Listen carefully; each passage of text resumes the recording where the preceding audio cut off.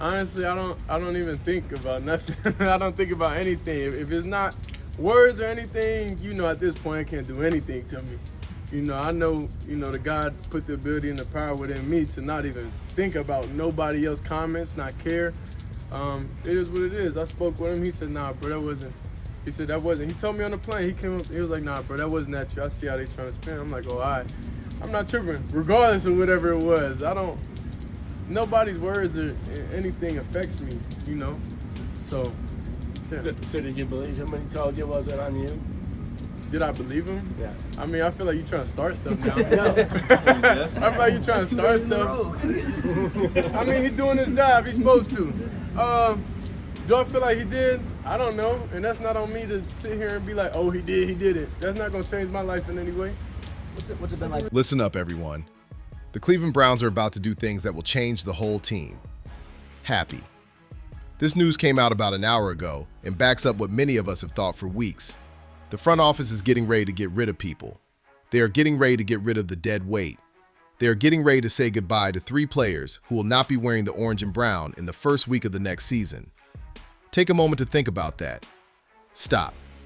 3 players on this roster are only here for a short time.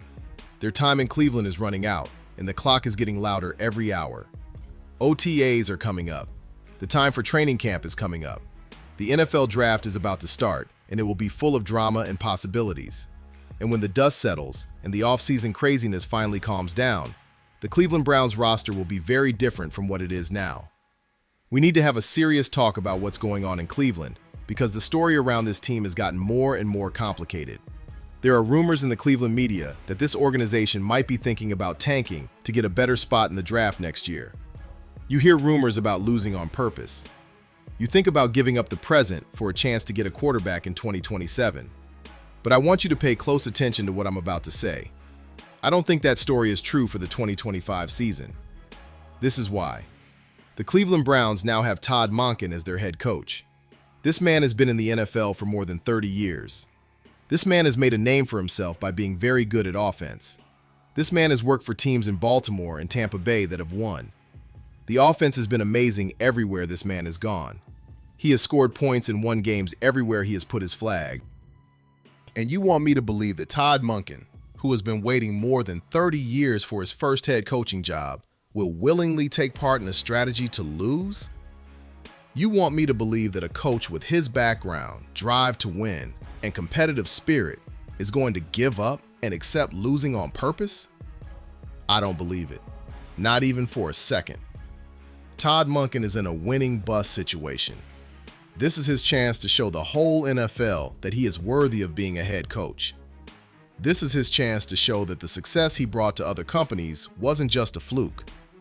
This is his chance to prove that he is a real leader of men at the highest level of football. And I want you to know right now that the first thing any coach in that situation should do is very clear.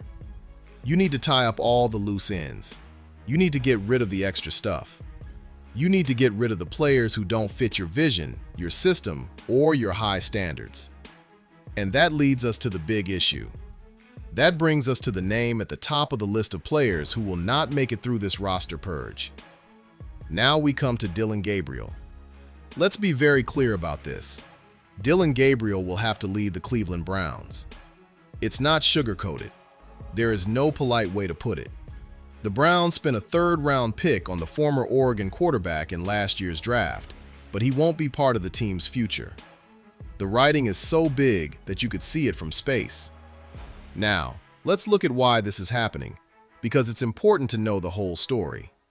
Reports say that the Browns are getting ready for a quarterback competition in 2026 between Deshaun Watson and Shedeur Sanders for the starting job. Read that again. The group is already getting ready for a contest between Sanders and Watson. Pay attention to whose name is not in that equation. Dillon Gabriel. The former Oregon signal caller is not likely to have anything to do with that competition. They are not training him to be the backup plan. He is not being trained to be the insurance policy. He is not in the long-term plans for this franchise at the most important position on the field. And there might be another twist in this story that makes Gabriel's situation even more dangerous. Talia Tagovailoa is definitely on the Browns' radar, according to reports. If the Browns can get him, and he somehow makes it to the later rounds of the draft, don't be surprised if they do. People are saying that the Browns might seriously think about making a move if Tagovailoa falls to the 24th pick or is still available in the second round. This tells you everything you need to know about how the team feels about its current quarterbacks. Most projections say that Fernando Mendoza will probably be the first player taken in the draft, but the quarterback situation is still changing. The point is this: the Browns are actively looking for more talented quarterbacks, and this has nothing to do with Dillon Gabriel.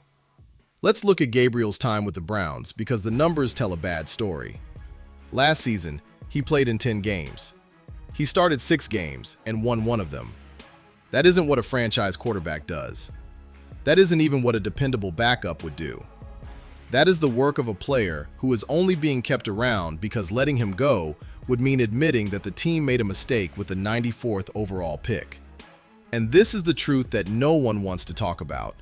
Kevin Stefanski wanted Dillon Gabriel. The former head coach was the main reason for that draft pick. Stefanski saw something in Gabriel that would work with his offense. But Stefanski isn't in Cleveland anymore. Now Todd Monkin is in charge. And Todd Monkin has a very different way of thinking about offense.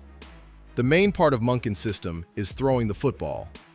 The main goal is to move the ball down the field. It is based on vertical aggression and big plays. Dillon Gabriel just can't do these things at the NFL level. He fits into Stefanski's plan. He doesn't fit the Monkin system. And if you don't fit the new head coach's vision, your days are numbered, no matter where you were drafted or how much potential someone thought you had. People are starting to think that Gabriel might end up in Atlanta for this reason. People have been talking about a possible link to the Falcons, but the question is, why hasn't he been moved yet? I think the Browns are keeping Gabriel as a way to get something they want. They are keeping him as an ace in the hole until they can get the most value out of a trade. They might be able to get a 6th or 7th round pick for him. If they can't find a trade, maybe they'll just let him go free. No matter what, Dillon Gabriel will be gone by May. The separation is coming, no matter if it happens at the beginning or end of the month. This is not a guess based on hearsay. This is an analysis based on the clear path this group is on. If you have a new head coach with a different system, if you are planning quarterback competitions that don't include someone, and if you are actively looking for other quarterbacks in the draft, the end is clear. Dillon Gabriel isn't the only player who might get cut, though. The changes to the roster go beyond just the quarterback position. We also need to talk about the other players whose futures in Cleveland are in serious danger. Let's talk about Jack Stoll, the tight end. At first glance, this might seem strange. The Browns just signed Stoll as a free agent. Why would a team let go of a player they just got? But if you look at the situation more closely, the logic becomes clear. Stoll is a journeyman. He has played on a lot of different practice squads over the course of his career. He is mostly a blocking tight end, so he isn't very useful in an offense that throws a lot of passes. And this is the issue. He is 28 years old. He is not a young player who could get better. He is not a work in progress with untapped potential. He is an experienced player who has to compete with younger, more athletic players at his position. The Browns also signed tight end Blake Whiteard, who is 2 years younger than Stoll, as a free agent. Age is important when you're trying to make one of the youngest rosters in the NFL and building a roster for the future. Every year counts, and a blocking tight end who is 28 years old and has never made a name for himself anywhere might find it very hard to stand out during training camp. There will be a lot of competition at tight end. The Browns have choices, and when you have choices, the older, less active players are usually the ones who get let go. Stoll is fighting for his job this offseason, but the odds are not in his favor. Now, let's talk about the third player who might not make it through the roster cuts. Isaiah McGuire, an edge rusher. This one is especially interesting because McGuire is really good at what he does. No one is doubting his skills. No one is saying that he can't play football at a high level, but football is a business, and sometimes business decisions are more important than talent evaluations. This is what is going on. Alex Wright has been chosen to be the starting edge rusher on the other side of Myles Garrett. That starting spot is set in stone. In free agency, the Browns also signed A.J. Apana, a 6-year NFL veteran, away from the Buffalo Bills. They brought Julian Aqua back. There are a lot of good players on the defensive line depth chart. If the Browns pick another edge rusher in the April draft, Isaiah McGuire's job could be in danger. Why? Because of money. McGuire makes $3.6 million a year. In a league where every dollar counts and building a roster is like playing financial Tetris, that salary becomes a problem when you have cheaper options who can do the same things. The Browns might change McGuire's contract in the same way they did with Jerome Ford last season. Maybe they can find someone to trade with who values his skills. McGuire is a great player, and the Cleveland defensive line is probably one of the best in the NFL. It goes deep. It is skilled. It has a lot of players who can stop the run and rush the passer. But that depth is what makes things hard for McGuire. When a group of people has too many good things, one person has to be the odd one out. Someone has to give up something so the team can use its resources in other ways. And right now, the numbers point to McGuire as the possible sacrifice. Now, let's take a step back and look at the bigger picture. This roster change tells us something important about where this team is headed. Browns general manager Andrew Berry said something at the NFL Combine in Indianapolis that should change how we think about every roster move this offseason. Berry said that the Browns think they can have one of the youngest, if not the youngest, rosters in the NFL and still be able to compete. That is a clear way for the company to think. That is a command from above. The most important thing is youth. When youth is the most important thing, veterans who aren't performing at the highest level are no longer needed. Journeymen become useless. Players with contracts that don't match their performance are no longer needed. The Browns are making something special, and players who don't fit that vision will be let go. Last year, the Browns may have had the best group of first-year players in the NFL. Take a moment to think about that. Shea Sanders worked out. He won games of football. Earl Finu went out there and worked. Mason Graham came and helped right away. The young players did well. The base is being built. But don't forget about Dillon Gabriel, who was picked in the 3rd round. The group sees that as a miss. They don't want that to happen again. They don't want to waste valuable draft picks on players who don't fit the system. The Browns have 9 picks in this year's draft, which gives them the tools they need to add a lot of young talent to their roster. They won't let players who aren't going to be around in the future take up roster spots. There will be a lot of changes on the offensive side of the ball. That's how it is. Todd Monkin is changing the way the Browns play offense, and to make that change, people need to be moved around. If you brought in players for a different scheme, you can't run a vertical passing attack.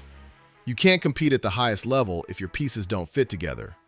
This is why the Browns are working hard to win football games by carefully putting together their roster. Even though there are stories in the Cleveland media about the team tanking and rumors about where they might pick in the next draft, the front office's actions show that they are getting ready to compete. If you plan to lose on purpose, you don't get rid of roster spots and add young talent. If you want to lose, you don't hire a head coach who is good at offense and has a history of winning. If you're okay with losing, you don't put draft capital into skill positions. The actions speak louder than the rumors. Now, I want to talk about when all of this happened, because it matters to fans who are trying to keep up with the roster building. These people are not going to leave on the first week. This won't be a surprise announcement right before the start of the season. There will be separations all through the offseason. Some of these might happen during the NFL draft when trades happen. During training camp, things might happen as the roster battles go on. As the group works out the details of its plans, some things might happen in May. I want to put on record that I think Dillon Gabriel will be gone by May. Depending on how the draft goes and what kind of trade market develops, it might take longer to figure out the tight end and edge rusher situations. But the Browns need to move on with their plans for their quarterback, so the Gabriel situation will be dealt with quickly. The group is getting ready for a fight between Deshaun Watson and Shedeur Sanders in 2026. They could draft Talia Tagoa or another quarterback to help them.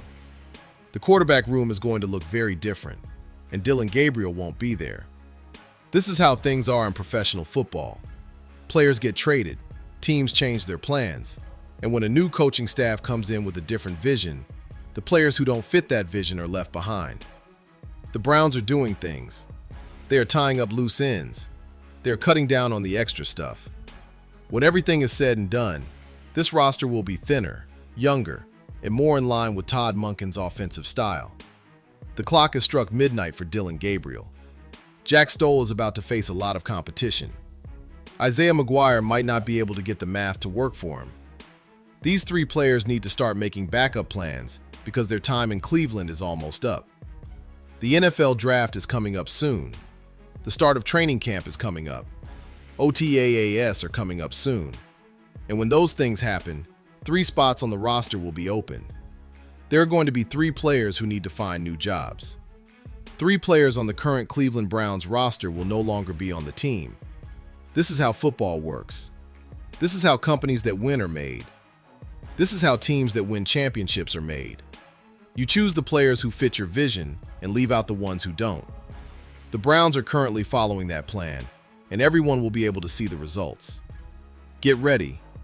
Get ready, because when these moves happen and the announcements come, you'll remember this talk. You will remember that you heard it here first. The Cleveland Browns are changing their roster, and 3 players are about to be cut from the team. Leave your thoughts in the comments. Do you think these roster projections are right? Do you think Gabriel should get another chance? Should the Browns keep Isaiah McGuire because he's so good? Please tell me what you think. If you thought this analysis was useful, please like the video. If you want to know what's going on with the Cleveland Browns and the rest of the NFL, subscribe. Cleveland is going to have a big offseason this year. The choices being made right now will shape this team for years to come. You have to admit that the front office is making big decisions, even if you don't like the way things are going. They are not standing still. They don't think things will work out. They are actively putting together the roster they think can win. Stay informed and be ready until next time, because things change quickly in the NFL. You will miss it if you don't pay attention.